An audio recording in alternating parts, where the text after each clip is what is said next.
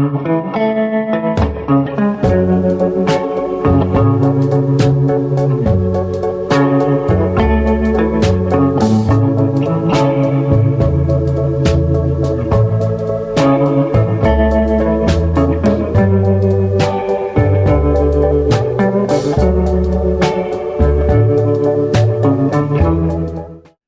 is more than one type of mystery. There are those that grab headlines, and then also the smaller kind, often known only to ourselves, like the secret language in a family, the things left unspoken between friends, or the things we think we have in common, only to find out later perhaps we don't. This is the mood for tonight's story. The mysteries, big and small, and how they intersect in our lives. I hope you enjoy this tale of Hermits.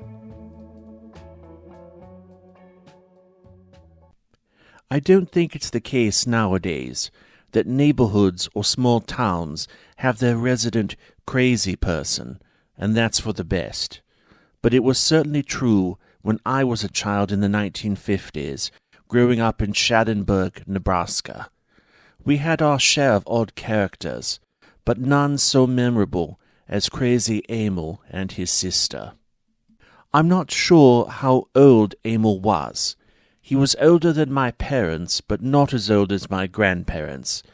He lived in a shack in the woods at the end of a dirt road just outside of my neighborhood, but his younger sister also had a more normal house next door to me, and Emil would go there sometimes, I guess for a hot shower or a meal.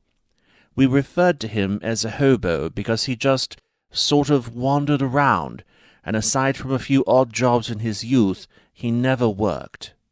Emil was thin, and I don't think I ever saw him freshly shaved, and he had 2 big dark spots on his face that were almost like warts. It was difficult not to look at them when he spoke to you, even though you didn't want to. And he often smelled sour. As a child, I thought it was the smell of a drunk, but when I think back now, I can't remember ever seeing him with a bottle. He wore the same few pairs of pants and flannel shirts as far back as I can remember, and a few ratty coats from the military surplus store, and he always wore either a baseball cap or a kepi. I never saw him without a hat. So he wasn't nice to look at, but he did have bright eyes. They were robin's egg blue, and you could entertain him with the dullest story. He was curious about everything. He'd sit for hours and listen about how rabbits digest their food, or how the government put stuff in the water to keep our teeth healthy, or how horses evolved from little creatures no bigger than puppies. His sister seemed educated, but it was obvious Emil was not. It was generally thought that he'd been too simple-minded for proper schooling. He didn't talk much. He tended to mumble, and he had a heavy German accent that could make him hard to understand. And when he did recall an anecdote, he'd never say, "when I was a child," or anything like that. He'd always say, "in the days of the Kaiser." A few times when Emil was drunk, he told people, in a haughty tone that was very unlike him, that he would have been a baron had Germany won the Great War, but nobody took that seriously. Emil called his sister Fraulein. I was 7 or 8 before I realized that wasn't her name, and probably a teenager before I learned she was actually called Hilda. But he called her Fraulein, and she called him brother, and never anything else. Us boys all called her the Fraulein, like it was her title, because she held a special status among us. She was around the same age as our moms, but she was unmarried and a loner, which was unusual. But beyond that, she was beautiful. Not pretty like a cheerleader from the high school, but beautiful like a movie star. We thought of Germans as blondes with blue eyes. Most of our families were descended from German settlers, and there were lots of blonde heads and blue eyes in Schadenburg. But the Fraulein had dark hair and green eyes. She was taller than any of our moms and slender. She moved with grace like she'd been to a finishing school, and like Emil, she didn't speak often. But when she did, her voice was a deep purr, like Marlene Dietrich. Any time I rode my bicycle by her place, I would look at the house of the Fraulein and wonder about her and her strange brother and what went on inside. This is the way it was. Life was simple. Emil was crazy but harmless, and his sister was long-suffering but beautiful.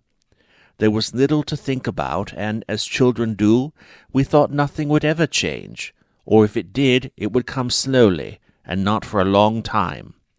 But all of that ended when I was 9 years old, and one of the kids from our street disappeared. Christian Eberhardt lived across the street from me and 2 houses down. I knew him my whole life. We'd been in the same class most of the way through elementary school. He wasn't one of my best friends, and we'd had disagreements. He could be quick to anger and enjoyed pranks, whereas I did not. Yet we'd often ridden our bicycles together or thrown a ball back and forth. I liked him. One night in October 1958, after everyone had been playing on the street as they always did, Christian didn't come home. I doubt the panic was immediate. It wouldn't have been the first time one of us lost track of the hour and came home late, walking into a firestorm of chastisement and a grounding. But there would come a point where everyone realized that a 9-year-old was not simply overdue. Something had happened. I remember it so clearly, the frantic knocking at our front door when I was brushing my teeth before bed, already scrubbed and in my pajamas, and my father's voice mixed with that of Christian's father, a huge man with small, kind eyes and ruddy cheeks, already on the verge of tears. Quick, panicked words between my mom and dad, and then my dad was in his coat and shoes and gone, off with a posse of other adults who were already searching the neighborhood, the woods, the fields, everywhere they could think to look. The next day was Monday. My dad was back by the time I got ready for school, crashed on the couch, still dressed from the night before. He didn't go to work that day, but the police certainly did. There were cruisers all over our streets, something unthinkable to us. We stared at them slack-jawed as we walked to school, and the policemen watched us back, silent and grim-faced. Nothing was said at school, but when they still hadn't found Christian by evening, it was mentioned on the news. 9-year-old boy missing along with red bicycle, please call with information. And then we did have an assembly the next day, where everyone was told he was missing and that we should be mindful of strangers, and that if we had any information about what Christian had been up to on Sunday, we needed to tell right away. Many of us were interviewed, but none of us knew anything. I remember those next few days so clearly. It was a cold, rainy week, and I kept imagining all the places Christian might be. Lost in the woods or somewhere on the streets downtown, hungry, maybe sick and delirious with fever, and therefore unable to find his way home. But the thought that haunted me most was of some large man grabbing him by the arm and dragging him into a big black car, speeding away, and Christian crying, scrambling to open the door as everything he knew receded into the distance. I couldn't stop imagining how that would feel, the terror, the unreality. I was desperate for this not to be what had happened to him. I lay awake at night, hoping it wasn't, praying it wasn't, and I was so grateful to be in my little room with my parents down the hall. It's amazing to me now how our lives as children did not immediately stop. We weren't pulled inside or made to play in our backyards or even made to come in early. Our semi-independent existence of wandering outdoors was so taken for granted that, afraid as our parents were, I don't think it occurred to them that they could take it away. Instead, we were told to go nowhere alone, to stay out of the woods and alleys, and above all else, to avoid strangers. This was easy enough to do. We recognized everyone in the neighborhood. We knew all the children, even the ones too young or old to play with us, and we knew all their parents as Mr. or Mrs. So-and-so. There were also grandparents, widows and widowers, spinsters and bachelors, and the garbage men, the milkmen, and people who ran the local shops. We knew them all. Come Friday afternoon, Christian had been missing 5 days. We were a week out from Halloween, and there were still patrol cars on our streets. Perhaps it should have made us feel safe, but it didn't. It made us wonder why things must move so slowly. Would the police never find Christian? So perhaps it was inevitable that some of the children began forming their own theories of the case, and the target of their suspicion tended toward the most suspicious of our neighbors, old Emil. There was a view of Emil that all kids in the neighborhood tended to cycle through. Early on, your parents explained to you that Emil acted differently and looked different and said strange things, and they said you must never go to Emil's shack, and this tended to make Emil a scary figure to the little kids.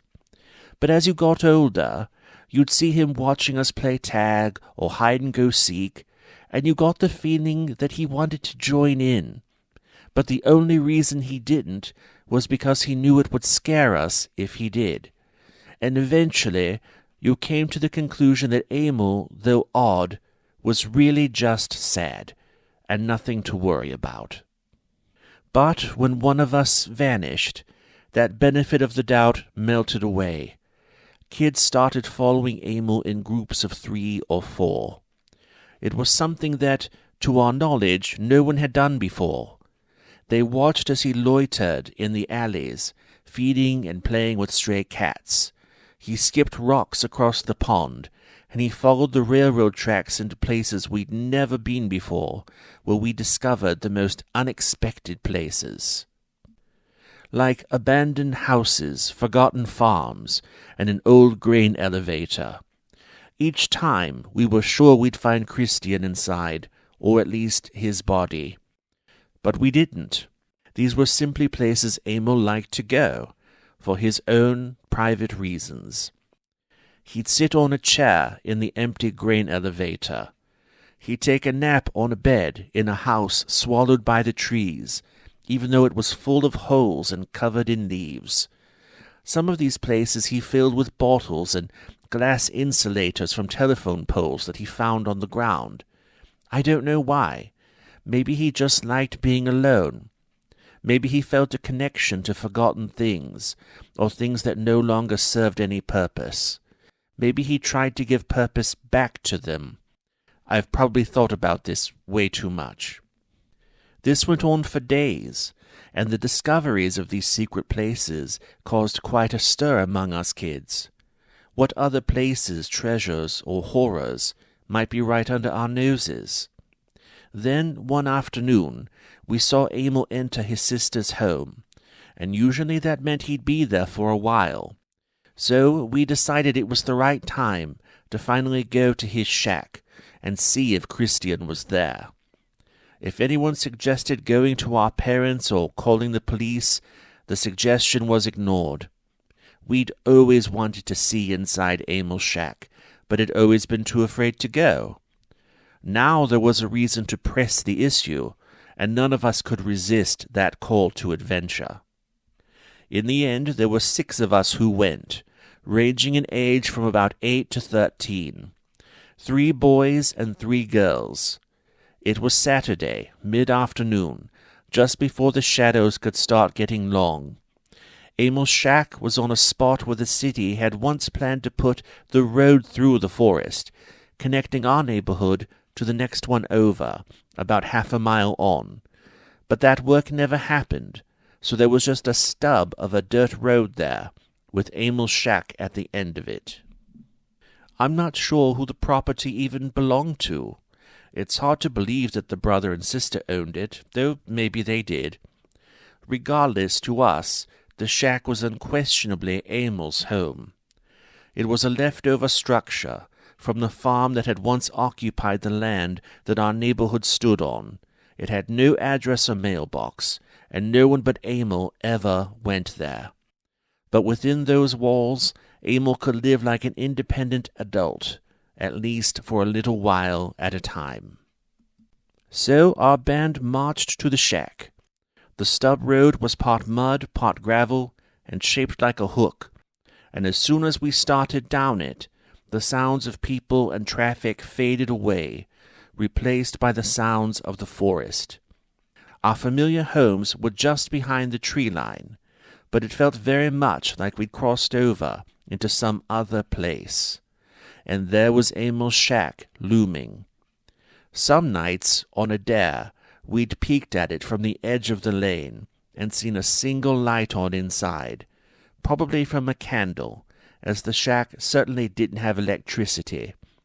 And we'd all wondered what was inside and what he did in there, and we felt excitement because now we would know. The shack was like a shotgun house, long and narrow, but with the front door on the side. There was a porch all along the front, about a half step off the ground, but collapsed in spots. The windows had glass and yellowed curtains, with a vague floral pattern that looked about 100 years old, and the door was unlocked, so we went inside. Most of the interior was a single room, with only one separate space carved off to our left behind a door. There was a crude kitchen with a wood-burning stove and a small countertop with metal cabinets. There was no icebox without power, but there was a sink with exposed pipes and a wooden table with 2 chairs. Then, off to the right, was a metal bed frame with a mattress and a heap of blankets and a pillow. That was it. The entire space was about the size of my parents' bedroom. There were places where we could see the ground underneath the wooden floor, and everything was filthy and covered in dead leaves. There was no bathroom, probably an outhouse out back. We hesitated before making our way to the single door to the left. The door frame was warped, and it took effort to push the door open. But once it did, terrible smells poured out of the room. Booze, cigarettes, urine, feces, absolute filth. This was the room from which we'd seen the single light, and sure enough there was an old miner's lantern sitting on a desk with a chair, and in the back corner was another old rusted bed frame and a stained mattress. But even in the encroaching dark we could see that all over the walls were pictures of women, ladies in their underwear from catalogues, naked ladies from dirty magazines, crude drawings of ladies in pencil and charcoal. They were nailed and tacked to the walls all over the place, and as we all piled into that small doorway and froze, we were shocked. We didn't feel the moralizing disgust of someone who judges what a lonely man does in private. It was more basic than that. Even though Emil had always been gentle, this felt dangerous and scary. The youngest girl started to cry, and I felt like I could cry too. We turned and started to go, and someone screamed because there was Emil standing between us and the front door of the shack. At first he looked angry, like he was expecting a fight. Finding his front door open, he probably expected to find the police inside, or maybe a lynch mob, or some teenagers looking for trouble. But when he saw our little faces and our fear, his anger collapsed. He turned deep red. I will never forget it. That pathetic, gaunt, wizened face, with its dark warts that looked ready to eat the rest. He didn't charge at us or raise his fist or anything like that. His voice broke as he cried, "Get out of here! All you damn varmints! Get out of here!" And so we ran as a group down the muddy, gravelly drive in the rapidly darkening woods, desperate to be away from him and that place. I know some unlucky children are exposed to all manner of things before they're ready, but I really don't think any of us had been until that moment. And we'd seen something children so young should never see. Because Emil hadn't just surrounded himself with pictures of ladies. He'd also slashed through parts of them with his pen, scribbled out their eyes to create empty sockets, torn off an arm or a leg.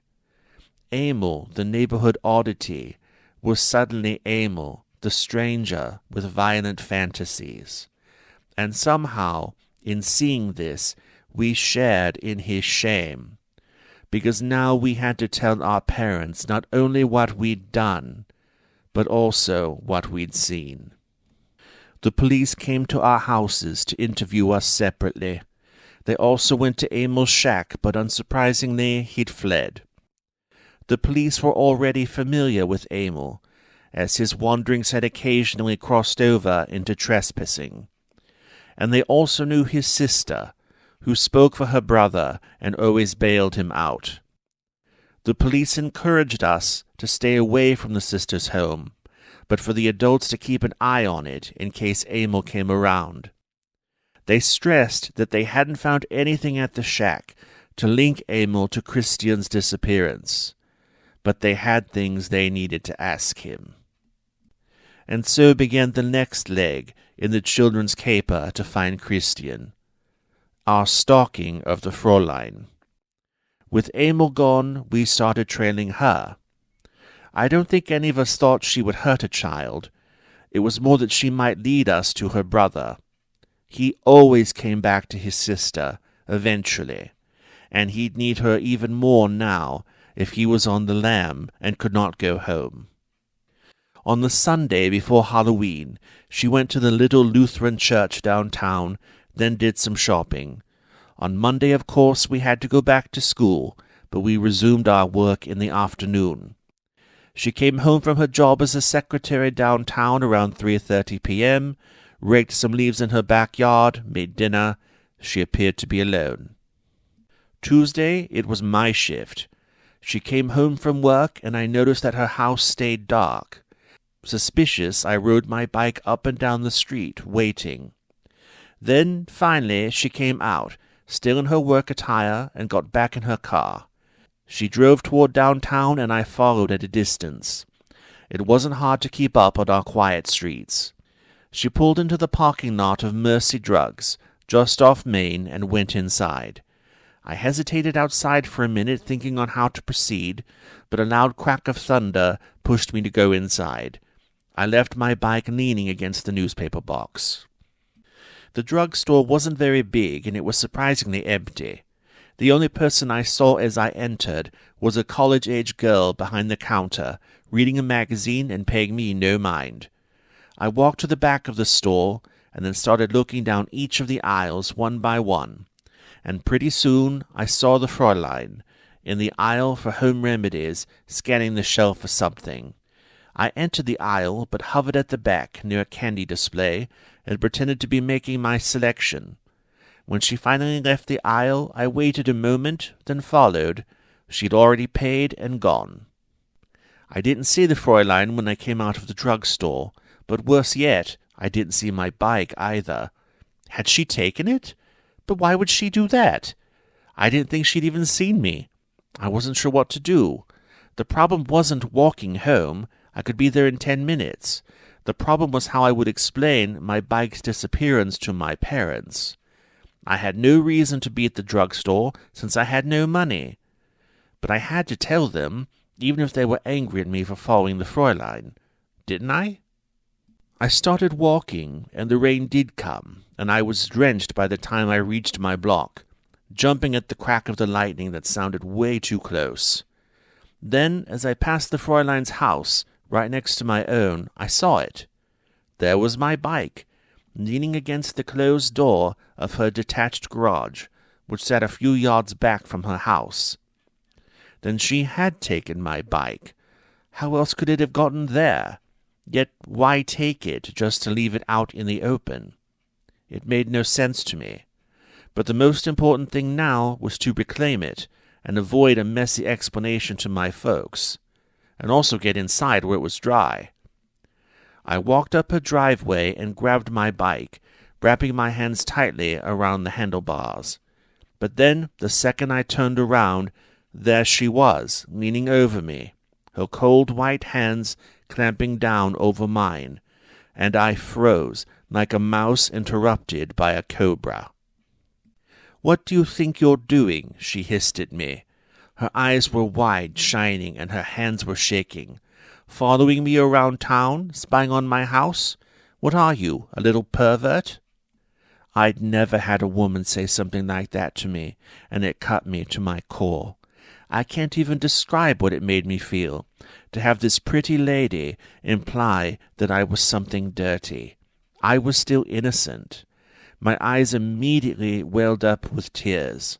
I wanted to argue, but I didn't know what to say. I knew I'd violated her privacy by following her, so to bite back felt hypocritical. She yanked on my bike hard, as if to wrestle it back from me, but then she seemed to think better of it, and instead shoved it back toward me and let go. She rose to her full height. She was a tall woman, and I was still very small at 9. She towered over me. "I am disgusted with you," she said. "Don't let me catch you around here again, Junge. You'll regret it." All my emotions caught up with me. I hopped onto the seat of my bike and I bellowed, "I just want to know where my friend is, and if you want to see a pervert, just look at your brother, lady." And I pedaled away as fast as I could. She didn't follow me. I don't think she even turned around. I raced around her house and mine to our back gate, which I locked behind me. Then I ran my bike into our garage, went into the house, shut myself up in my room, and cried until I heard my mom come home with the shopping.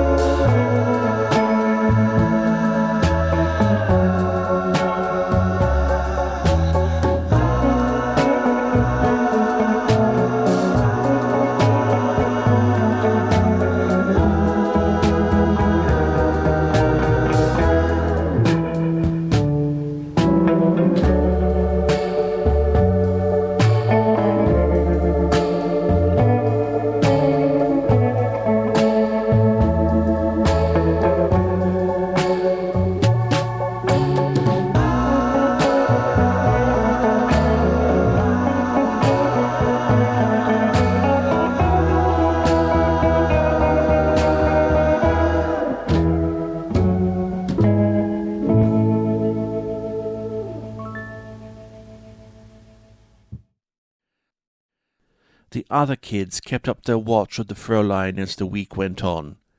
I told them what happened to me, and I declined any further participation. I'd never had a grown-up look at me with contempt, and I was shaken. I spent the next several days inside. It was rainy and cold, but that wasn't why. Cold had never stopped me from playing before. I just wanted to be indoors. I wanted to be surrounded by the familiar sounds and smells of the evening routines of my parents. My mother cooking pork chops or meatloaf or spaghetti, Mom and Dad discussing stressful matters, or flirting shamelessly in whispered voices so they thought I couldn't hear. My dad smoking and reading the paper. They were good parents. They loved me and they showed it, and I appreciated them in the oblivious way children do. But I felt a new gratitude for them then, just being there with them, knowing they would defend me from anything. And they seemed so happy with me, so free with their affection. I think maybe they were imagining how it would be if I had vanished, and they were feeling the same sort of appreciation that I was. The police finally caught up with Emil Thursday morning before dawn. He'd crept out of the woods and was sneaking toward his sister's home when a neighbor saw him and called it in. He was picked up, and in my childish naivete, I believed it was now a matter of hours or days before we'd find out where Christian was, and either he'd come home or we'd bury him. But in the meantime, cheered by the knowledge that Emil was caught, we all prepared for Halloween. I was going as Roscoe Joe, the host of a local kids program. I thought he was the greatest, and my mom helped me cobble together a perfect Roscoe Joe costume. He was your typical cowboy, thwarting the schemes of villains and winning the love of his sweetheart. He did real rodeo tricks with a lasso and stunts on his horse. Between skits he'd introduce old cartoons, and one time he even read my letter on the air. The way Halloween worked in our neighborhood was that the littlest kids would go with their mom and dad for the first few years. Then, once they started attending the big school, they'd start going with their friends from their street. With siblings, you'd end up with a good cross-section of ages, so older kids looked after younger ones. I didn't have siblings, but I always enjoyed watching over the tots, making sure they spoke up and got their share of candy, didn't get too scared, and didn't have any tricks played on them. We'd hit pretty much every house on every street in our neighborhood. There would only ever be a few with their porch lights turned off, a couple of local grouches or people who were out of town, and it took all evening to hit them all. The Fräulein had always participated in Halloween. She wasn't one of the adults who dressed up, but she always had her light on and always gave out candy. I thought she enjoyed it. She seemed to like kids. But it was no surprise to anyone that year when she kept her curtains closed and her porch light off. I was just about to head out and meet up with the others when my parents stopped me, looking grim. "Listen, buddy," my dad said. "Don't worry, Halloween isn't cancelled, but some of us parents are going to come along with you." I immediately had mixed feelings. We weren't going to get up to any mischief that our parents couldn't know about, and sometimes having an adult along was fun.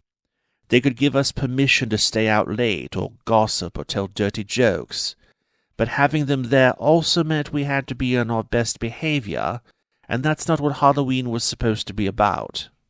My parents scooted in, one to either side of me. My mom put her arm around my waist. My dad rubbed his hand on my back.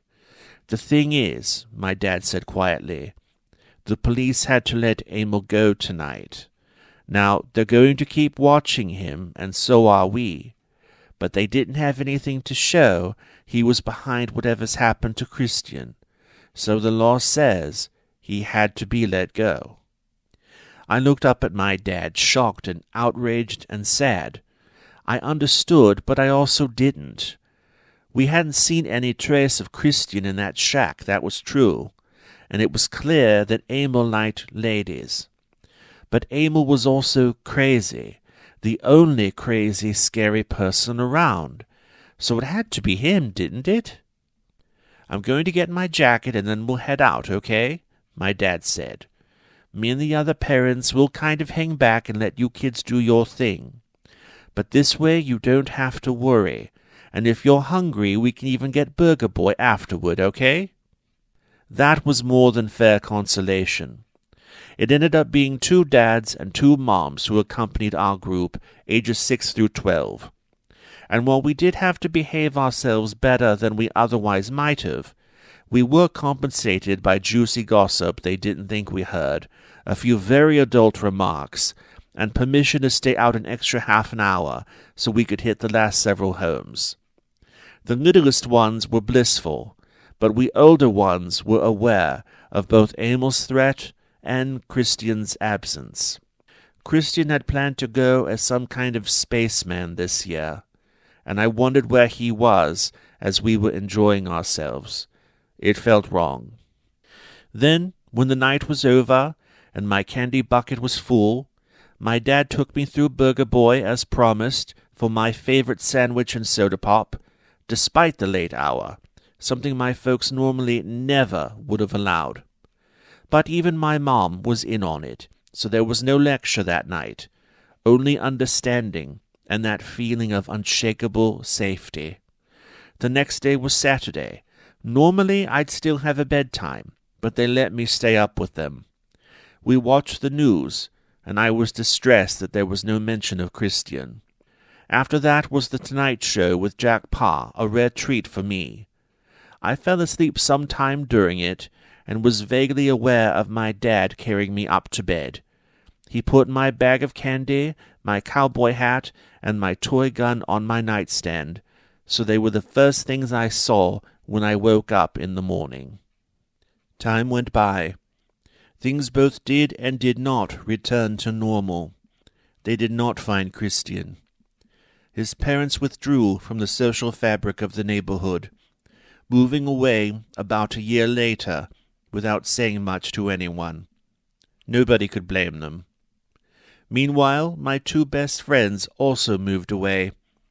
One had a dad in the military, the other had a dad who relocated for work.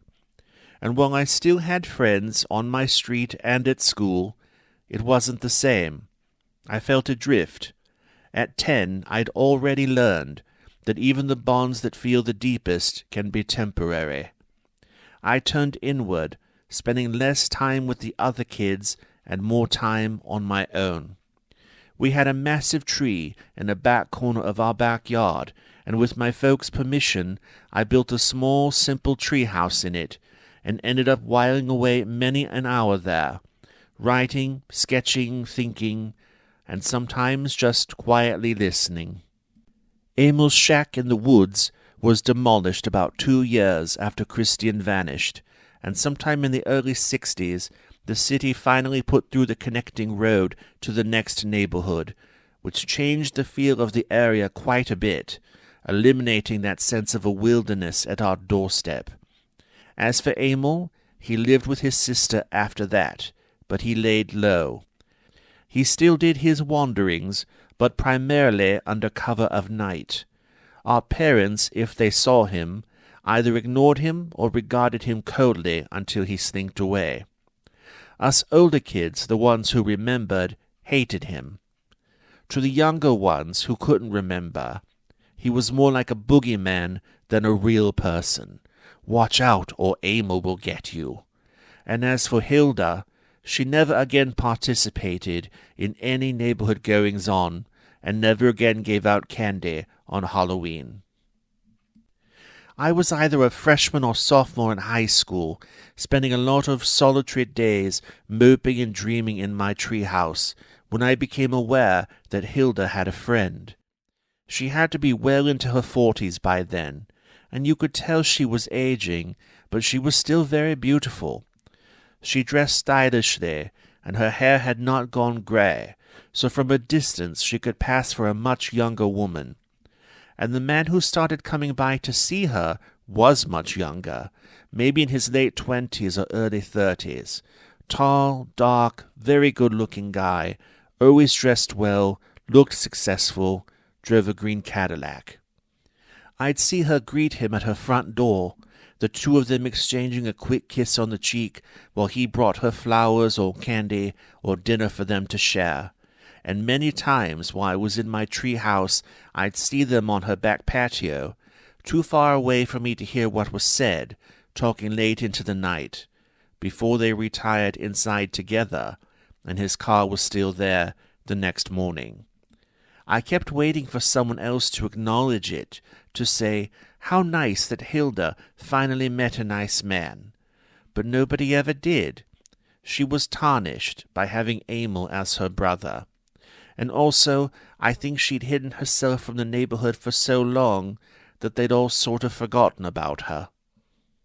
Then, one summer evening, when I was about 16, I was lying in my treehouse after reading a book, on the verge of dozing, and I was stirred awake by the sound of someone giggling. Our yard and hers were hemmed in by chain-link fences, but hers also had a layer of hedge inside the fence. And when she was trimming the hedge all the way in the back corner of her yard, it put her almost right under my treehouse. So I listened to her, giggling, and quickly realized that her beau had come over and snuck up on her, and now they were laughing together. "I didn't see your brother," the man whispered. "Do we have the house to ourselves tonight?" "Hush," she whispered back. "Shame on you. Go inside. I'll be there in a minute." The man went into the house. I heard the back door close behind him. Then, a moment later, in a quiet purr, Hilda whispered, "Do you enjoy hearing my private moments, youngie?" It took a moment for me to realize she was speaking to me. It was the first time she'd spoken to me since the incident with the bicycle all those years ago. But she asked it with delight in her voice. There was no anger or malice. I would have liked to respond in kind, but I was so caught off guard. Maybe a little embarrassed, a little afraid, a little worried I'd say something stupid and ruin this moment. So I stayed quiet.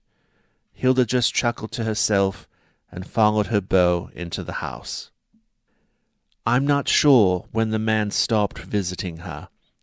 I think it may have been a long time before I noticed. But once I did, I was surprised by how sad I felt for Hilda.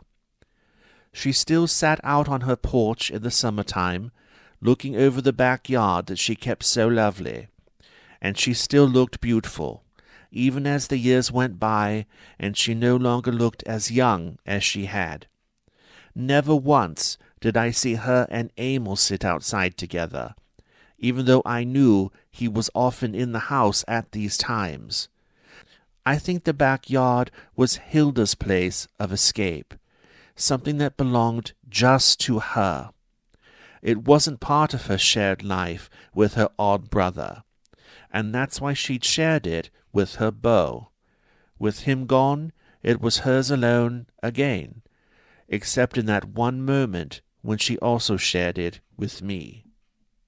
I was 17 when I started dating Mary, a girl who had once chased Christian around the schoolyard, who had accompanied us on our expedition to Emil's shack, and who had been part of our group that first Halloween without our friend.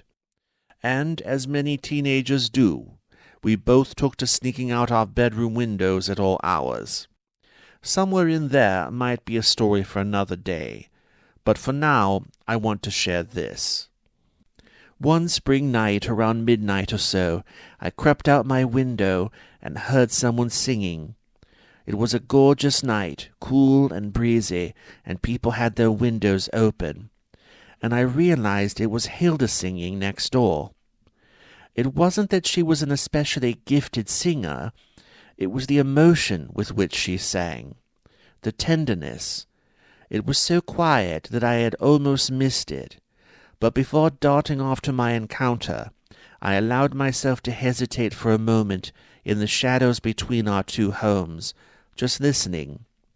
I couldn't understand a word of her song because it was in German, but it was clearly a lullaby, like one you'd sing to a little kid. And for some reason, what came to my mind was an image of Hilda, hovering over a little boy, pressing a cool washcloth to his face, and whispering for him to go to sleep. But it was an old man's voice that spoke. "Danke," said Emil, his voice weak and small. "Danke, mein Schwester." And then Hilda shushed him, and all was quiet. I was frozen there for a moment. Hilda, singing lullabies to Emil, her elderly brother, who was never quite part of the world. I felt chills roll over me. I took a breath, trying to shake it off, and then made my way to where Mary was waiting. I didn't tell her about this. I didn't tell anyone. Not until just now. I'm not sure why. It all came to an end a few years later. I was a junior at Sandoz College down in Graving, studying history and literature, and was home for fall break. Mary and I were still dating, but were still years away from our wedding. It was a dark, stormy morning, so it felt earlier than it was, and what woke me were the lights of the emergency vehicles outside, parked in front of Hilda's house. There were 2 ambulances, a fire truck, and multiple police cars. I watched from the picture window in the living room of my parents' house, wondering what was going on. A stretcher finally came out, covered in a sheet. I suspected immediately, and would later find out for sure, that it was Emil, who had died during the night. The rest I would only hear about later. Hilda had been sitting at the Formica table in her bright and sunny kitchen. I'd never been in her house, but it was described to me afterward. She had sunshine yellow appliances from the early 1950s, all still like new, and a matching countertop. The table and chairs matched them too. She was drinking coffee, very calm, still wearing her nightdress and a housecoat, her long, still mostly blonde hair up in a bun. Though older by then, she was still a beautiful woman. She told the police she heard a strange sound from her brother Emil's room around 5 in the morning. She thought maybe he was choking or, God forbid, having a heart attack. But when she checked on him a moment later, he was already dead. She was sure of that. She sat with him for a few minutes, and then she called for help. Then she asked to speak with whoever was in charge. One of the policemen was a sergeant, and he stepped forward. "I need this to be over," Hilda said. Then she led the policeman out back to a corner of her house. "Help me," she said, as she kneeled down and pulled away a large piece of her lawn. It was actually a wooden door, no longer connected to any hinges, lain over with dirt and sod and a great number of dried leaves. Once this cover was moved, a stone staircase leading under the house was revealed. "Was already here when the house was built," Hilda said, "so it's not on the plans." She sighed, then, bracing her back and wincing, "I'm not going down there," she said, "but I'll talk when you come up." And with that, she went back inside. The policemen looked at each other uncertainly. Then the sergeant and a detective went down with flashlights, while 2 others waited above. The space below was man-made, a cellar rather than a cave, though they could only guess at its age. They assumed it must have belonged to the farm that predated the neighborhood. The space was silent, full of cobwebs, with an inch or 2 of standing water on the floor. It smelled of mold and brackish water, the kind in swamps and polluted rivers. The men wondered at first why Hilda had asked them to go down there, but not for long. In the very back, pressed against a brick wall, was the rusted remnant of a bed frame and the mouldering remnant of a mattress, and on top of it was a small skeleton. A child skeleton, almost certainly. Completely bare bones, but still draped in scraps of clothing, lying on its back, staring up at nothing, and leaning on the wall nearby, the rusted remnant of a red bicycle. The police took a moment to contain their surprise, then climbed back up to share what they had found. Then it was time to question Hilda. She remained calm throughout. "I thought he was a nice boy," she said, her voice still silky, her accent unchanged by the years. "It took a long time for my brother to tell me that this boy had been bothering him." "Bothering him how?" asked the sergeant. "He would follow my brother, taunt him," Hilda said. "It wasn't the first time something like this had happened over the years. But then it escalated. He was a cocky boy. He didn't just follow anymore. He followed and he threw rocks. I know, stupid things, kid things. But my brother was like a child. It frightened him. And one day one of those rocks hit Emil in the eye, knocked him flat, knocked him out cold, and that boy left him there where he fell, on the train tracks. My brother could have died. My brother said he didn't want to go outside any more.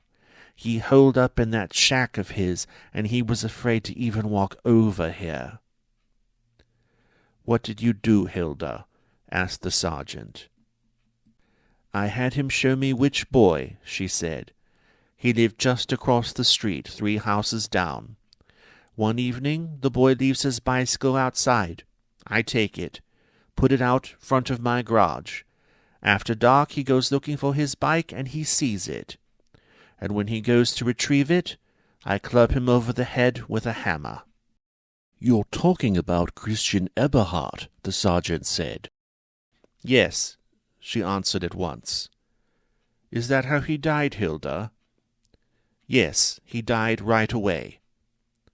The policemen looked at one another. Then the sergeant said, "But surely you didn't mean to kill him?" And here she looked at the policeman dead in the eye. "Oh, no," she said. "I meant to."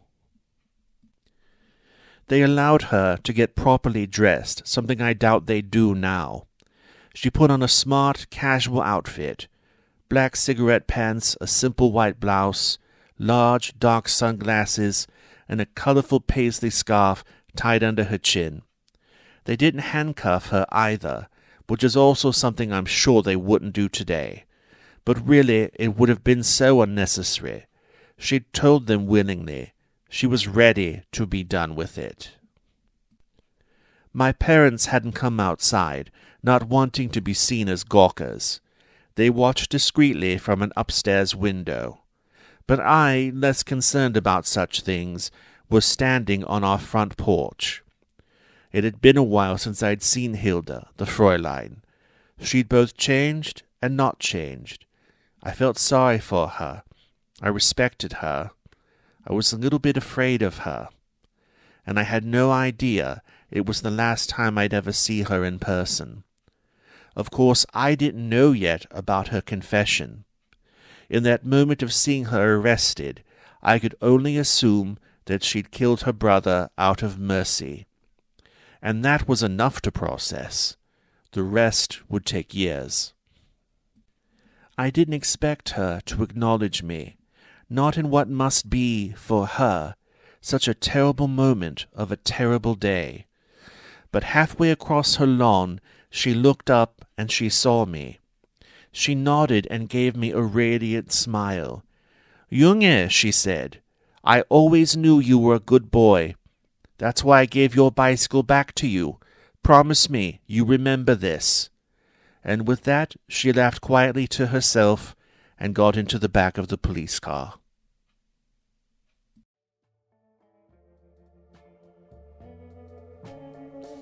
There is more than one type of mystery. There are mysteries that capture headlines, like the disappearance of a child. But there are also smaller, more intimate mysteries. What our children secretly fear and pray for. What our parents whisper back and forth when they think we can't hear them. How we're unexpectedly affected by the private dramas of our neighbors. Or what goes on in the minds of people who never learn to adapt to the world. I think this turned out as a bit of a rambling tale, but for me, I think it was something of an exorcism. This is a work of fiction, but it draws upon several real stories that have stayed with me.